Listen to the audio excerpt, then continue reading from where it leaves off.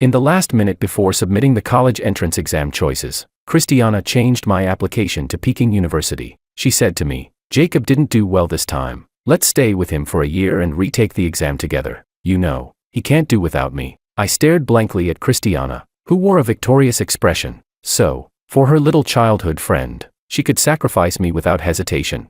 Later, I received a message from Christiana in front of the Peking University campus. "Oliver, where did you go? The opening ceremony for the retake class is about to start." I smiled, then blocked her number. "Goodbye, Christiana. I won't play house with you anymore." Chapter 1. When Christiana changed my application, there was only 1 minute left before the deadline. She deliberately timed it, changing the already agreed upon Aerospace University to Peking University. "Jacob didn't do well this time. I promised to stay with him for a year to retake the exam. You should come with us. You know, he can't do without me." Seeing her triumphant look, I finally realized that she had purposely raised my application score so that I wouldn't be admitted. She wanted me to retake the exam alongside her little childhood friend. I stared at Christiana. After a long pause, I finally asked with a trembling voice, "Christiana, did you forget? We had already agreed to go to Aerospace University together." Christiana's eyes flickered. "I didn't forget, Oliver. But what about Jacob? He didn't do well this time. He's feeling down, and I promised to stay with him to retake the exam." She tugged at my sleeve. "I know you can't live without me, and I don't want to be apart from you. So, after thinking it over, I believe it's best if the three of us retake the exam together." You can't live without me." I smiled bitterly. For the past 3 years, I had said that sentence to her countless times, treating Christiana as my salvation. Now, it had become her reason to selfishly sacrifice me. How is this even a sacrifice? Hearing myself say this without thinking, Christiana furrowed her brows impatiently. "Oliver, your grades are so good. Even if you retake the exam for another year, you'll still be able to get into college. Then, we can all go to university together with Jacob. Isn't that better?" The words, "go together," pierced my heart. Just a few days ago, when Christiana confessed to me, she said this was our dream, the dream of just the two of us. I had thought it was finally coming true, and I was so excited that I couldn't sleep well for several days. But now, everything suddenly changed. I took a deep breath. What if I don't want to retake the exam? Christiana's face turned cold. "Oliver, can you stop being so selfish? You know Jacob can't do without your tutoring." I understood. Maybe this was the real reason she was dragging me into retaking the exam. Just as I was about to speak, the doorbell rang, and Christiana's little childhood friend, Jacob, stood at the door. He looked at me shyly. "Oliver, I'm here to see Christiana. Can I come in?" Looking at his innocent face, a dark cloud rose in my heart. Before the exam, he had used every excuse to cling to me, asking me to explain the most basic math problems over and over again. He had taken up a lot of my review time. Then, he turned around and complained to Christiana, saying that I refused to tutor him. During that time, Christiana and I argued a lot because of Jacob. I thought that once the exams were over, everything would be finished, but I never expected to still be unable to shake off this ghost. Chapter 2. Seeing that I didn't move, Jacob's eyes immediately turned red. "Oliver, please don't be angry. I know I shouldn't interrupt you and Christiana, but I'm really scared. I'm afraid I won't get into university, and then I'll never see you guys again. I'll leave now. I won't bother you anymore," he said as he turned to leave, but suddenly tripped and fell. "Oliver, what are you doing?" Christiana rushed past me from behind and helped Jacob up. "You can take out your anger on me, but don't make things difficult for Jacob." Jacob hid behind Christiana, awkwardly tugging at her sleeve. "Christiana, don't blame Oliver. He didn't mean to push me." Here we go again. I could no longer hold it in. "Stop lying through your teeth. I didn't push you at all." "Enough." Christiana angrily interrupted me. "Oliver, I didn't expect you to be so unreasonable now. Jacob always speaks highly of you in front of me, saying that you didn't mean to neglect him while tutoring, that he's the one who's too slow to learn. Now it seems, just like the others said, you're just jealous of Jacob and deliberately made sure he didn't get into university." She glared at me coldly. "Maybe I should never have saved you in the first place." As soon as the words left her mouth, both Jacob and I froze. My memory was instantly pulled back to that rainy night when I was 15. My drunk stepfather knocked my mother unconscious, and I ran out of the house, covered in wounds. On the way, I met Christiana. She helped bandage my wounds and took me to the police station to find her dad. Christiana's dad was a police officer, and he sent my stepfather to prison,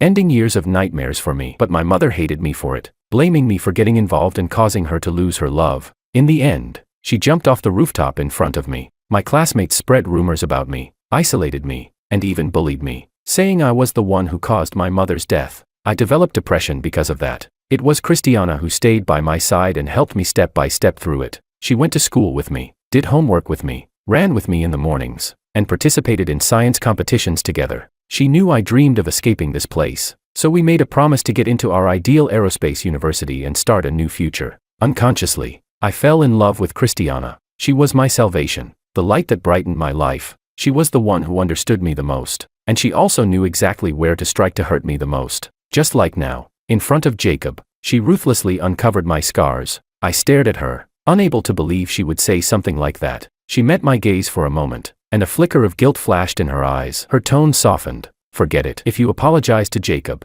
I'll forgive you. I smiled bitterly, my eyes burning. Why should I? I was the one being wronged. I was the one whose scars were exposed in front of everyone, and I'm the one who has to apologize. Christiana, don't be mad at Oliver. After all, his mom already. Jacob covered his mouth. Sorry, I shouldn't have brought that up. He winked at me from behind Christiana, his eyes full of concealed smugness. Oliver, don't blame Christiana. She's just worried about me. She didn't mean to bring up your sad memories. Christiana frowned at me. Look at how generous Jacob is, and then look at you. I clenched my fists, desperately holding back my anger. In the past, whenever a classmate spread rumors about my stepfather, Christiana would always be the first to stand up for me. But now, she let Jacob throw these insults at me. I won't apologize, I said coldly. Oliver. Christiana's face darkened again, and she gritted her teeth. Fine, no apology. Either way, I've already changed your application. This is what you owe Jacob, unless you can get into Beijing University. Otherwise, whether you want to or not, you'll retake the exam. With that, she turned around, supporting Jacob, and left. I sneered as I watched the back of the figure I had once cherished so much. Christiana, how do you know I can't? Chapter 3. From that day on, Christiana didn't speak to me for several days. In the past, when she was angry, she would just give me the silent treatment. She knew that if she didn't talk to me for a few days, I would eventually surrender and reach out to her. But this time, I didn't make the first move. She posted a few updates about Jacob looking for study materials. In the photos, Jacob was holding a thick stack of books, pulling a funny face at her. She captioned it, "Another day of helping the little brat study." Students left comments, all liking the post. Some asked, "Is this your new love? No room for the old one. Where's Oliver? Is he crying in the bathroom? Ha ha ha." Has the love triangle finally made a choice, waiting for Oliver to beg for reconciliation in tears? In the past, Christiana would have replied to each comment, scolding everyone until the classmates apologized to me in the comments. But now, Christiana didn't say a word, letting the disgusting comments pile up more and more. I knew she was trying to force me to apologize first, but I refused to. The classmates continued gossiping behind my back, waiting for me to embarrass myself.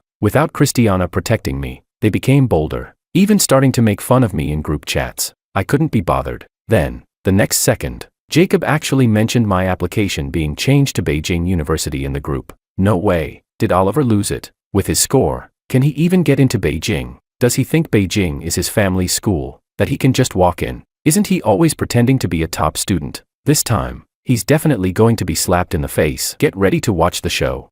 Then, I received a private message from Christiana. "Oliver, if you apologize to Jacob, I'll help you deal with them." I didn't respond. She called me directly. "Oliver, do you really have to be this stubborn?" I didn't say anything, gritting my teeth and holding back the hurt. I couldn't stop myself from sniffing, and Christiana's voice immediately softened. "Are you crying?" "I admit, I shouldn't have uncovered your scars in front of Jacob that day. That was wrong. How about this? You apologize to Jacob, and then come over to tutor him. Retake time is precious. We need to start helping him every minute from now on." On the other end, I heard Jacob's lively voice. "Oliver, hurry over. I have so many problems I can't solve. I need to ask you." I hung up the phone directly. Christiana sent another message. "You can keep silent if you want, but I want to see how long you can hold out. When you come crying to apologize, we won't forgive you." I sneered. Who's the one that won't forgive who? The next second, my phone rang again. It was a call from the homeroom teacher, confirming my application to Beijing University. I answered honestly. After hanging up, I saw that the homeroom teacher had criticized the classmates who mocked me in the group. She even singled out Jacob. Some students failed to get into university, and instead of focusing on studying to catch up, they're wasting time worrying about what others are applying to. If you don't focus on your studies and keep stirring up trouble, it won't make a difference if you retake the exam. There was a few seconds of silence in the group. Jacob left the group. Christiana sent me a private message. "Are you happy now?" She also left the class group. Chapter 4. I thought this matter was finally coming to an end, but unexpectedly, that night, Christiana suddenly called me. "Oliver, Something happened to Jacob. Hurry over. Christiana's voice on the phone was filled with panic I'd never heard before. Afraid I might hang up, she added quickly. He said he doesn't want to live anymore. I gripped my phone tightly, my knuckles turning white, my body trembling uncontrollably. I rushed to Jacob's house in a cab. He was sitting on the rooftop, his eyes bloodshot, his expression dazed. Through his sobs, he was recounting his grievances. Christiana was standing beside him, cautiously trying to comfort him. When he saw me, Jacob's emotions suddenly flared up. He screamed at the top of his lungs, "Don't come near me, just let me die." The teacher was right. I can't get into college, and even if I retake the exam for another year, it won't matter. What's the point of me living anymore? Jacob, don't do this. Let's talk about this calmly. I tried to comfort him. He looked at me, and a flash of malice crossed his eyes. But living is too painful, Oliver. The biggest regret of my life is not ending it sooner. I froze, my face turning ashen. The most painful memory deep within me was stirred, dragging my soul back to that night when my mother took her own life right in front of me. The biggest regret of my life is not ending it sooner. Those were the last words my mother said to me before she jumped off the rooftop. My body trembled violently. The despair when my mother died, the gossiping of relatives and neighbors, the isolation and bullying from classmates, those haunting, gray memories rushed at me like demons, clawing at me. I covered my ears and tried to turn away to escape, but Christiana grabbed my arm and pulled me back. Her eyes red with urgency. Oliver, apologize to Jacob right now. Do you want him to end up like your mother, driven to death by you? Tears flooded my eyes, and Christiana before me blurred into doubles. I heard myself screaming hoarsely, "No, it wasn't me. I didn't drive her to die." In the next second, my legs gave way, and I lost consciousness. Chapter 5. When I woke up, I found myself lying on a hospital bed. The homeroom teacher was sitting beside me, looking at me with a worried expression. He told me that Jacob was fine and that it was thanks to the call I made before I left that helped him. Oliver, I understand your situation. He looked at my pale face and sighed. Don't worry, I've contacted a psychologist for you. They'll be here soon to help you with counseling. I nodded, feeling grateful. For the next few days, I remained in the hospital receiving treatment. Christiana didn't come to see me, because the homeroom teacher had scolded her and Jacob harshly. She was afraid Jacob might be further affected, so she stayed by his side every minute of the day. It wasn't until my birthday that she sent me a message. She asked if I was still angry. In her eyes, I was still holding a grudge against her. I didn't reply, and she didn't try to reach out again. Instead, she kept updating her posts with pictures of her and Jacob, studying together at the library, running together, eating together, watching movies together, like glue, inseparable. I knew she was doing this on purpose to show me, but I no longer cared. On the day I was discharged from the hospital, I received my admission letter from Peking University. I immediately called my homeroom teacher to share the news. Her voice on the other end of the line was filled with excitement. Oliver, I knew your scores would get you in. Yes, my scores were high. When the results came out, I had purposely downplayed my score to be able to attend the promised aerospace university with Christiana. The homeroom teacher even had a talk with me about it. But my persistence had only led to Christiana's betrayal. When school started, I was standing in front of the Beijing University campus, and I received a message from Christiana. Oliver, the opening ceremony is about to start. Why haven't you reported to the retake class yet? Stop being mad. Come on, Jacob and I are waiting for you. I smiled, took a picture of the Beijing campus and the admission letter, and sent it to her. Thanks for picking such a great school for me. I wish you and Jacob the best with your retakes. Then, I blocked her. Goodbye, Christiana. I won't play house with you anymore. Chapter 6. University life was even more colorful than I had imagined. New classmates, new courses, new club activities, everything felt so fresh. I was like a bird that had escaped its cage, soaring into a new life full of freedom. I made a group of like-minded friends. We went to class together, studied together in the library, ate and drank together, sharing each other's joys and sorrows. The gray days of high school seemed to be drifting farther and farther away. Sometimes, when I thought about it, it felt like I was reminiscing about a past life, vague and blurred. Blocking Christiana was the beginning of my psychological liberation from my dependence on her. I thought it would be hard. After all, everyone had seen the 3 years of reliance, and even Christiana herself had said I couldn't live without her.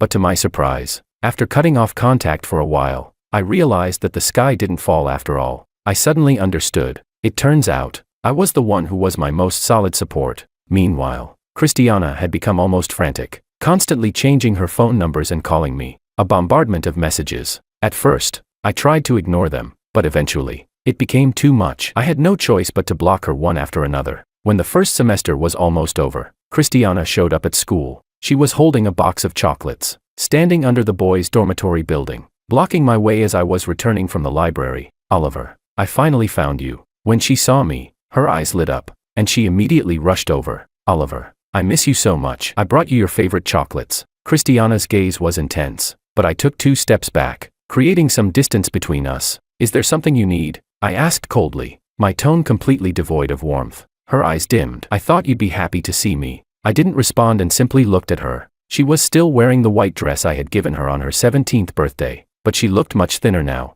There was a faint blue tint under her eyes, making her look both tired and worn out. She no longer had the beauty of the campus queen from before. Many students passed by, casting strange glances at us. Christiana seemed embarrassed and stepped forward, shoving the chocolates into my hands. Oliver, how long are you going to stay angry? There has to be a limit to how long you can sulk. You scored so high on the exam and didn't even tell me. You came to Beijing all by yourself without saying a word. I haven't even held that against you. Can you stop being mad at me now? I stared at her in shock, almost not believing my ears. Did I hear that right?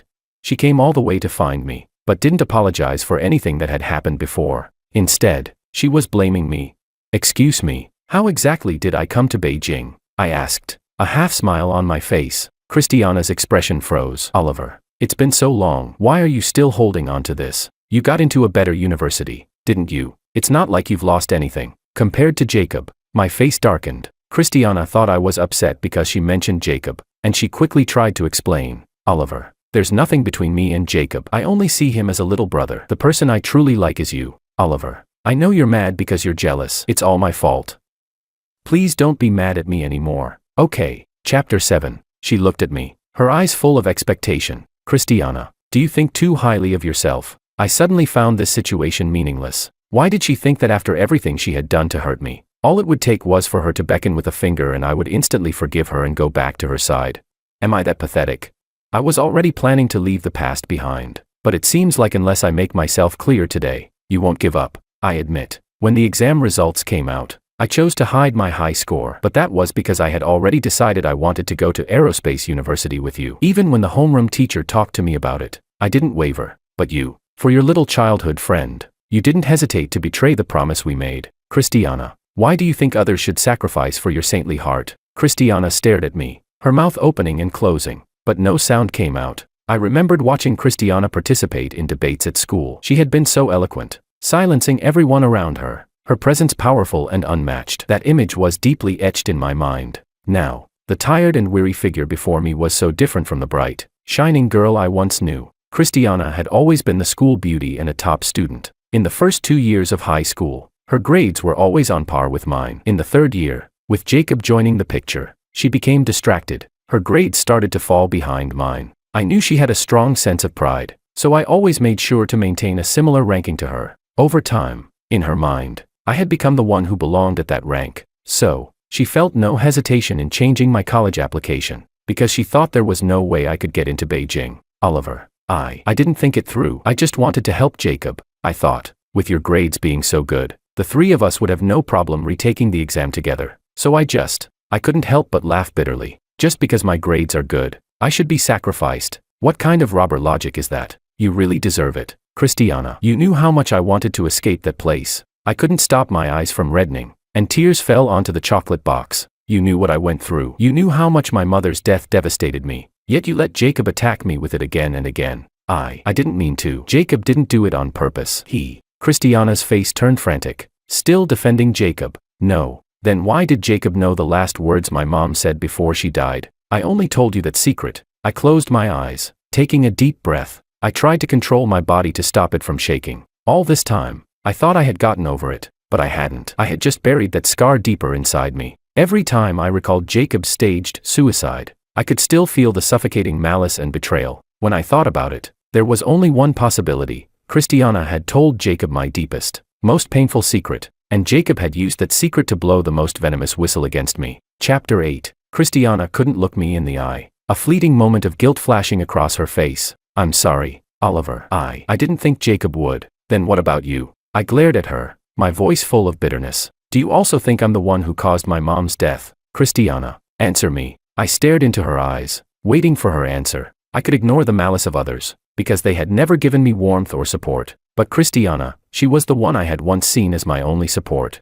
She was the one who had helped me walk out of the darkness and helped me believe in hope again. And in the end, she was the one who drove a fatal knife into my chest. Christiana ran. I saw her face finally reflect realization and deep shame. In the end, she couldn't even bear to look at me. She fled in panic. I threw the chocolate into the trash, and life returned to its peaceful state. But I knew this peace was temporary. As long as the bloody scar in my heart wasn't healed, that suffocating malice would occasionally resurface to gnaw at me. I had to take the initiative, face it, and confront it. I wouldn't allow anyone the chance to use my past to manipulate me again. I borrowed every psychology book and course available in the library, and after gaining some basic understanding and knowledge, I enrolled in a psychology research course. Unlike the treatment with a psychologist, this was a process of learning. I began to explore the deep fears and anxieties buried in my heart. I started to learn how to make peace with myself. The past couldn't be changed, but I could choose how to face the future. Oliver, would you like to go for dinner after class today? A soft voice sounded beside me.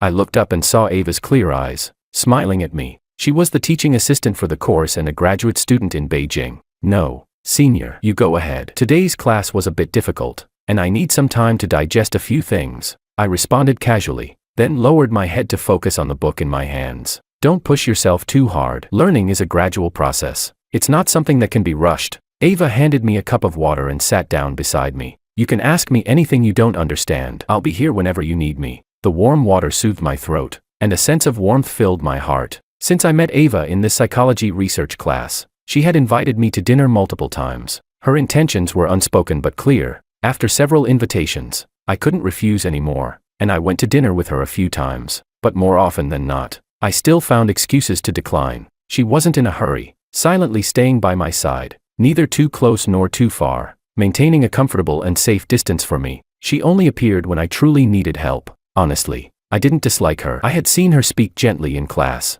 passionately lecture on stage in Beijing, rescue stray animals, and dance gracefully on stage, her movements light and ethereal. In my heart, she was a warm, firm, and healing person, the kind of person I longed to become. If this had been before, I would have clung to someone like her as my lifeline, grabbing hold tightly when she extended her hand. But now, I had learned not to rely on anyone. I had to protect myself. Chapter 9. During the winter break, I returned to my hometown. With the money I earned from my part-time job, I brought some Beijing specialties for the homeroom teacher. She happily greeted me, bustling around, making my favorite dishes, and listening to me share stories about university life, just like welcoming a son returning home from afar. Oliver, you've changed so much. You've become strong and determined. I'm really proud of you. Thank you, teacher. I smiled as I said. After leaving the teacher's house, I went to the supermarket. I bought some New Year's goods, then cleaned the house inside and out, planning to spend a simple New Year at home. As I was in the middle of all this,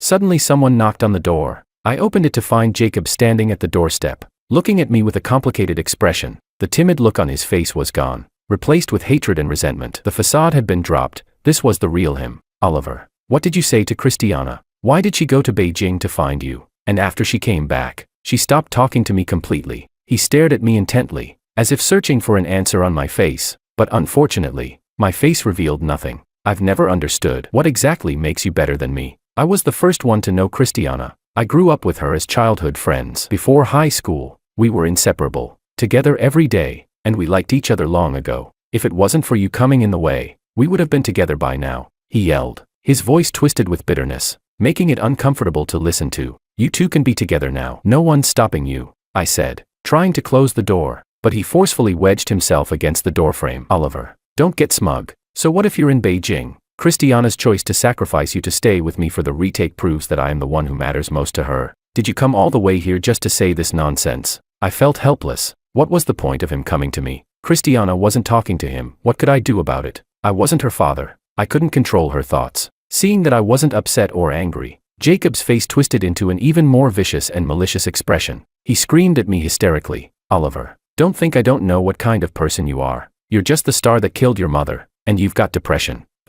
If you're really depressed, why don't you just die? You shouldn't even be alive in this world. I suddenly let go of the door and took a step back. Jacob lunged forward and fell hard to the ground, landing face first in a painful crash. Oliver, you. He looked up at me, glaring with hatred. In the next second, I grabbed his hair and yanked him up, landing 2 hard punches. If reason didn't work, I knew how to use my fists. He practically handed himself over to me. Jacob was dazed by the punches. His cheeks swelled up quickly, and he covered his face with both hands, glaring at me fiercely. You dared to hit me. You're finished. I'm going to tell Christiana. Before he could finish his sentence, Christiana's figure appeared around the corner. Christiana, help. I came here to visit Oliver out of goodwill, but he's still angry about what happened before. I apologized to him, but he hit me. Jacob's face changed instantly, and he adopted that pitiful look again. He clung to Christiana's sleeve, as if about to cry. Chapter 10. The familiar scene from the day of the college application changes played out once again at my doorstep.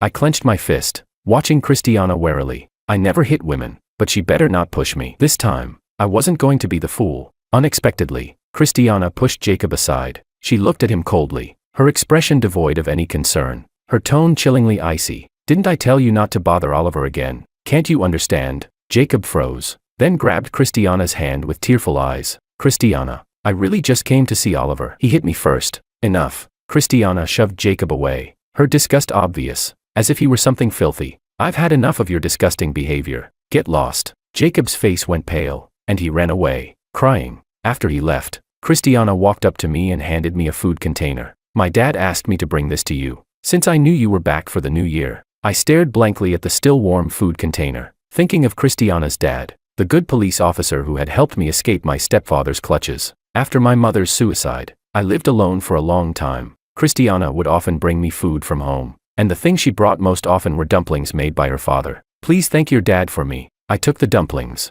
and suddenly, my anger seemed to dissipate. For the sake of these dumplings, I decided not to say anything harsh today. Looking at Christiana now, so thin and weary, with no spark in her eyes, it seemed like a gentle touch would break her. There was none of the lively, cheerful energy from before. She silently watched me, and I calmly met her gaze. After a long silence, she finally spoke. Oliver, if I go to Beijing this time, would you still be with me? No. I shook my head, seemingly caught off guard by my quick rejection. She hurriedly said, you don't have to answer so fast. You can think about it. Give me some time. Let me show you that I truly understand my mistakes. Give me a chance, please. Oliver, wait for me. I'll definitely come to Beijing to find you. I stayed silent. I knew Christiana too well. If something puzzled her, she would get fixated on it. Once she got stubborn, no one's words could reach her. So, I didn't say anything more. I only silently answered in my heart, no, Christiana, no matter what you do, there is no possibility for us anymore. And who said getting into Beijing was as easy as deciding to go? Did she think she was me? After Christiana left, I started preparing for the New Year's Eve dinner on my own. I made a small hot pot with all my favorite dishes, and I enjoyed it thoroughly. I sat happily, watching the TV variety show, and had a quiet, peaceful New Year's Eve. I was really happy that I had controlled my emotions today. Whether it was Jacob or Christiana, their provocations and guilt trips no longer affected me. The past was nothing but a fleeting memory, slowly fading from my life. It no longer held any weight. The things I once feared could no longer harm me, because I had learned to resist fear. I had learned to protect myself. Chapter 11. In the blink of an eye, several years had passed. I graduated from university and chose to pursue a master's degree in psychology in Beijing, while Ava successfully entered her PhD program. In my third year, she, who had silently stood by my side all these years, confessed her feelings for me, and I happily accepted. After years of getting to know each other, we had developed a deep understanding and had become partners who complemented each other. I learned a profound lesson. No matter what kind of close relationship it is, if one person always needs the other to provide salvation, that relationship will eventually collapse and deform. No one can be constantly relied upon or exploited by the other. Only when both individuals grow strong enough to become complete, independent souls can they support each other in love and grow together. Just like Ava and me, we respect and understand each other, yet we also depend on one another. We stand side by side, facing the challenges of life together. This kind of love can last and be stable, making us better people with each other's companionship. As for Christiana, who once shouted that she would get into Beijing and that I should wait for her, she repeatedly failed the college entrance exam and had to retake it. Like a trapped beast, she spun in circles, each year worse than the last. In the end, she didn't even make it to the undergraduate line, barely making it into a vocational college. The once vibrant, shining girl had her edges worn away. She became anxious and irritable, resorting to alcohol to numb herself. She developed a drinking problem. After graduation,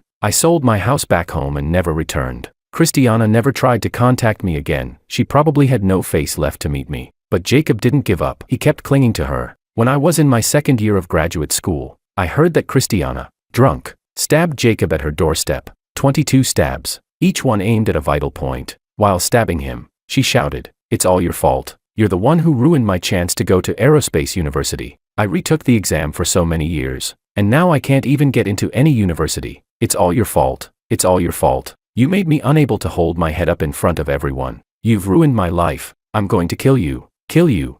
I heard that Christiana's father personally arrested her. That righteous, warm old policeman ended up sending his own daughter to prison. I couldn't help but feel a mix of emotions when I heard this. Christiana's ending was somewhat unexpected, but in a way, it seemed like it was meant to happen. Life is like that. Once the gears of fate veer off track, it's hard to return to the right path. Cause and effect, what you sow, you reap. Everyone must pay the price for their choices and can't blame anyone else. After completing my graduate studies, Ava and I got married. The next year, she gave birth to a lovely daughter. I started my own company, which was doing well, and hired a nanny to take care of the child, giving Ava enough time and energy to focus on her career. Every day, I came home to my wife and child, a warm home, and the happiness was overwhelming. She often nestled in my arms, smiling and saying, "Husband, marrying you was the best decision I ever made. I'm so lucky to have you." I held her tightly, feeling the warmth of our home, my heart filled with gratitude. Perhaps fate had been unfair to me once, making me endure much pain and hardship, but in the end, it led me to the shores of happiness. Life is like that, full of uncertainties and challenges. Only by facing them with courage can you eventually find your own happiness. And I have finally found mine.